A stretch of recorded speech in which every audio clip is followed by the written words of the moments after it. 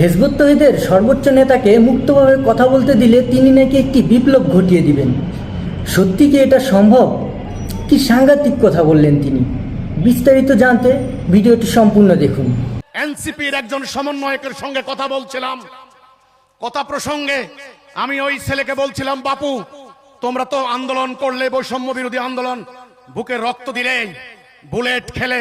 ওই ছেলে আমাকে বলছে, মাননীয় ইমাম আমার শরীরে এখনো 140টা বুলেট রয়েছে, মানে রাবার বুলেট রয়েছে, এখনো খুলতে পারি নাই।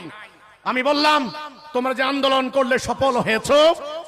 ও বলল, না এখনো তো কোনো সফলতা দেখি না। আমি বললাম, দেখবা না, এই ব্যবস্থা পরিবর্তন করতে হবে। তুমি না মুসলমান, তুমি না আল্লাহর প্রতি ঈমান আনো, তাহলে আল্লাহর কোরআনের বিধান বাদ দিয়ে মানুষের তৈরি বিধান মানছো কেন?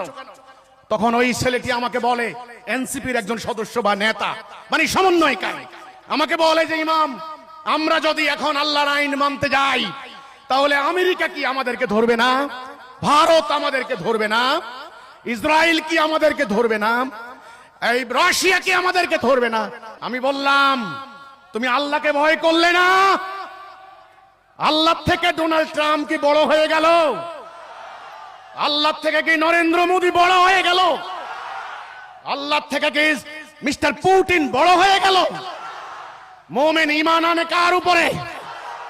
ভরসা করে কার উপরে?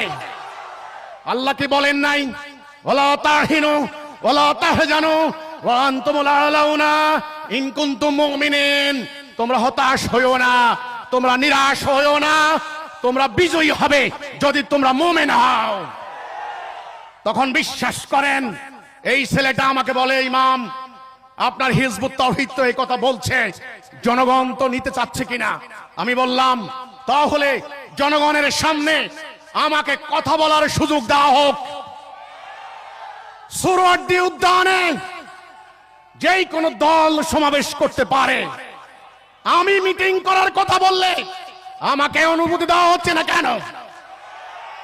আমি জাতির সামনে কথা বলতে চাই, আমার কথা যদি প্রত্যাখ্যাত হয় আমি তওবা করে চলে আসব। কিন্তু আমার বিশ্বাস রয়েছে, আমি যদি কথা বলতে পারি এটা বিপ্লব হয়ে যাবে ইনশাআল্লাহ। এই বিপ্লব দিন প্রতিষ্ঠার বিপ্লব, আল্লাহর বিধান প্রতিষ্ঠার বিপ্লব।